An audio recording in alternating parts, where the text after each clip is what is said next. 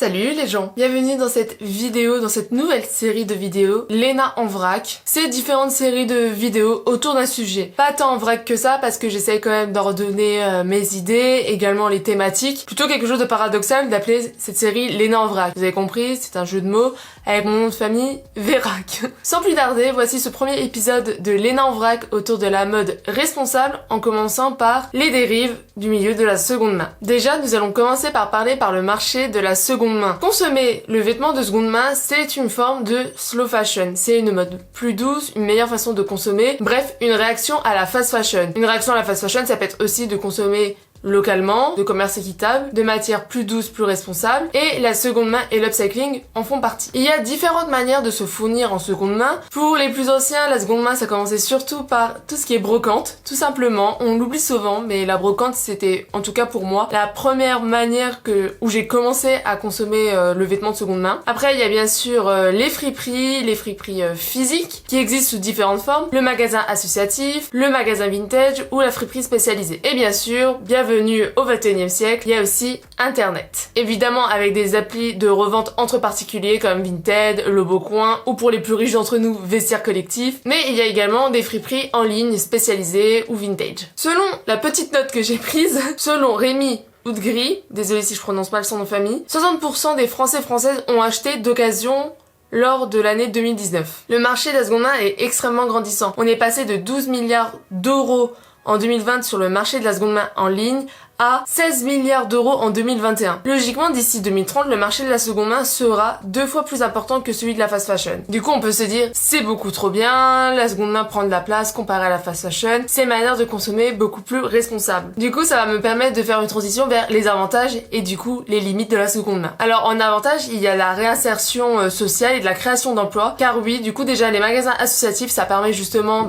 quand on dépense notre argent là-bas, de donner pour aider justement des plus démunis à la réinsertion sociale, c'est surtout dû à ça. Du coup, acheter dans les magasins associatifs, ce n'est pas fait pour les pauvres. Évidemment, ça aussi crée des nouveaux emplois, les personnes qui chinent, les chineurs et les chineuses, moi je les appelle, je sais pas si c'est un nom officiel, mais voilà, chiner, chineuse, en fait c'est aussi du travail. C'est comme les personal shoppers, et les personal shoppers dans la seconde main existent, c'est quand même des personnes qu'on paye pour trouver des vêtements à notre place. Là, les chineurs et les chineuses, c'est un peu ça. Ils trouvent, au fait, des pièces, les restaurent, comme des restaurateurs d'art, par exemple, pour après les revendre, et ça se fait totalement. Il y a plein de gens qui disent que c'est un peu du vol parce qu'ils les revendent plus cher, etc. Et du coup, on ne paye pas ce que nous, on aurait pu faire. Ça veut dire s'amuser à chercher, s'amuser à restaurer, etc. Après, il y a des gens, ça leur plaît. Moi, ça me plaît totalement, c'est pour ça que je paye pas cher, parce que je sais que je vais prendre le temps de restaurer la pièce et j'ai plaisir à chiner, mais tout le monde n'a pas ce plaisir-là non plus. Et honnêtement, plus le temps passe, moins j'ai le temps aussi de m'amuser à chercher dans les bacs à 1 euro, etc. J'aime bien aussi quand tout est déjà sur cintre. Évidemment, il y a aussi une réduction de l'empreinte carbone. Quand le vêtement est déjà produit, du coup à l'achat, il produit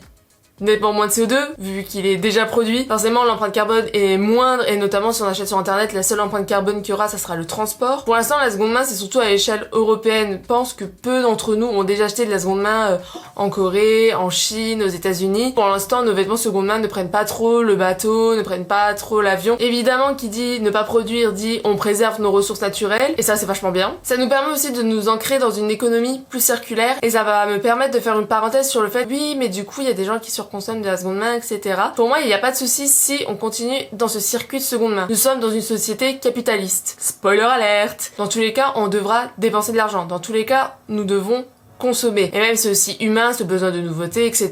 Au lieu d'acheter du neuf pour le revendre, pour acheter du neuf, etc., vaut mieux alors acheter d'occasion, le revendre, racheter d'occasion, revendre, racheter d'occasion, et comme ça on tourne. Et si le vêtement est du coup à force trop abîmé, il sera upcyclé, recyclé en fonction du vêtement et de son état. Et c'est plus intéressant de faire comme ça ça nous permet d'éviter de justement produire des ressources, produire de l'empreinte carbone, et la seule empreinte carbone du coup qu'il y aura, ça sera peut-être le CO2 qu'on dégage en allant chercher un colis, ou le colis en lui-même. Ça va vraiment permettre de réduire, mais vraiment de manière considérable, l'empreinte carbone d'un vêtement, car c'est vraiment la production qui produit le plus. Évidemment, il y a aussi une réduction des coûts, parce que vu que le vêtement est déjà produit, on n'a pas besoin de payer tout ça en amont, mais ça c'est plus d'un point de vue professionnel qu'on parle, si vous voulez justement travailler dans la mode, ouvrir votre marque, etc.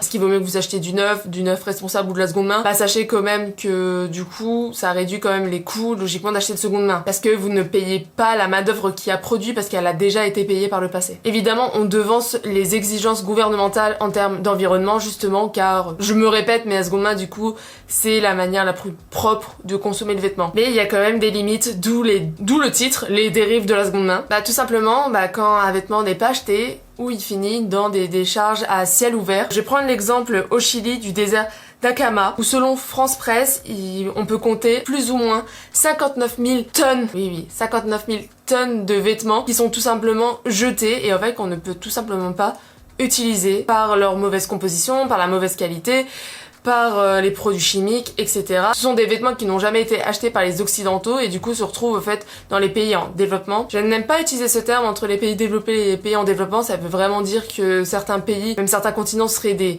sous-personnes, mais je me comprends parce qu'au fait, ça c'est tout un sujet et je fais vraiment une grosse parenthèse. Les occidentaux, vraiment les colons, ont vraiment fait reculer le développement de beaucoup de pays, notamment des pays du continent africain, d'Amérique latine et du coup du continent asiatique. Et au fait du coup ils n'ont pas fini leur phase de développement. Ça veut dire que nous on peut se permettre de consommer de la seconde main parce que on a assez de pouvoir d'achat pour consommer énormément de vêtements, etc. Et aussi d'avoir de l'artisanat, etc.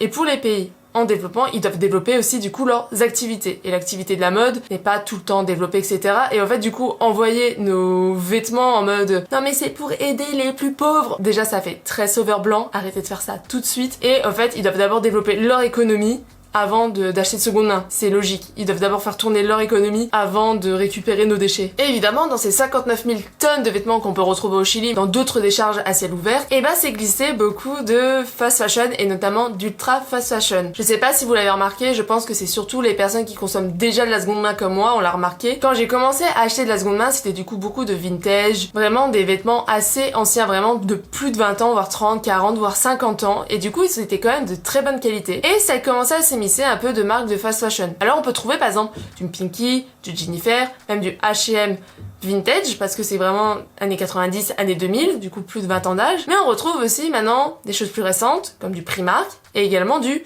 Shein, Boohoo, Pretty Little Things, etc. qui sont des marques plutôt d'ultra fast fashion. Bon, peut-être pas Primark, mais vraiment Boohoo, le groupe PLT, le groupe Shein, etc. Ce sont de l'ultra fast fashion, des vêtements de très mauvaise qualité, que peut-être des personnes ont mis une seule fois, l'ont jeté, se retrouvent dans des friperies, dans des magasins associatifs, souvent même plus cher que sur le site internet, car oui, là, les gens doivent payer le local. Ils peuvent pas se permettre de vendre un vêtement qui a coûté 2 € sur internet, le vendre 1 €, voire 50 centimes. Ça n'a pas de sens. Et souvent, par leur mauvaise qualité, en fait, ils sont tout simplement pas en friperie, mais directement jetés par leur mauvaise qualité. Et même si on les trouve en friperie, ou même sur Vinted, vous pouvez retrouver du Shein neuf nickel. Combien de temps va vous durer le vêtement avant d'être jeté? Consommer de seconde main, c'est bien. Consommer de la seconde main de qualité, c'est mieux. Et ça me permet d'aller sur mon dernier point. Comment consommer alors intelligemment dans le secteur de la seconde main? Déjà, acheter de la qualité. C'est comme pour les vêtements neufs, vaut mieux privilégier toujours la qualité que la quantité. Et je vous conseillerais toujours d'aller du coup vers des vêtements vintage qui ont été pensés justement pour que ça dure dans le temps, pour que ça soit transmis de génération en génération. Évidemment, ça correspond pas à tous les styles et je l'entends et je le comprends. Privilégiez toujours une belle matière même si vous payez un peu plus cher qu'un vêtement dans le bac à 1 €. Aussi, du coup, comme je vous ai dit, s'intégrer dans une économie circulaire. J'ai beaucoup de mal avec Vinted parce que je trouve que leur message, c'est vraiment vendez pour acheter après du neuf. Je me demande même, ça ce n'est que des suppositions, ne me mettez pas en justice pour ça. J'ai vraiment l'impression qu'ils sont presque de mèche avec les enseignes de fast fashion, presque un lobbying, où en fait ils incitent les gens à revendre leurs pièces pour gagner de l'argent, pour après aller acheter du neuf et pas forcément du neuf de qualité. Et du coup moi je vais plutôt vous inciter vraiment, si vous achetez de seconde main et que vous voulez vous débarrasser de certaines pièces, évidemment une chose toute bête, prendre soin de ce qu'on a déjà, notamment si on veut le revendre, vaut mieux revendre quelque chose qui est nickel que quelque chose qui est en lambeaux. Nos vêtements, à cause de la fast fashion et de l'ultra fast fashion, on ne voit plus la valeur qu'il y a derrière, mais derrière chaque vêtement il y a du travail, il y a un tissu, il y a une main d'œuvre, il y a des humains derrière, que ça soit pour designer le vêtement ou pour coudre le vêtement ou même pour vendre le vêtement. Du coup, donnez beaucoup de valeur à vos vêtements et prenez-en soin. J'espère que ce premier épisode de Léna en vrac vous a plu. Si ce n'est pas le cas, qu'est-ce que vous faites encore là? Moi je vous dis à la prochaine. Salut les gens.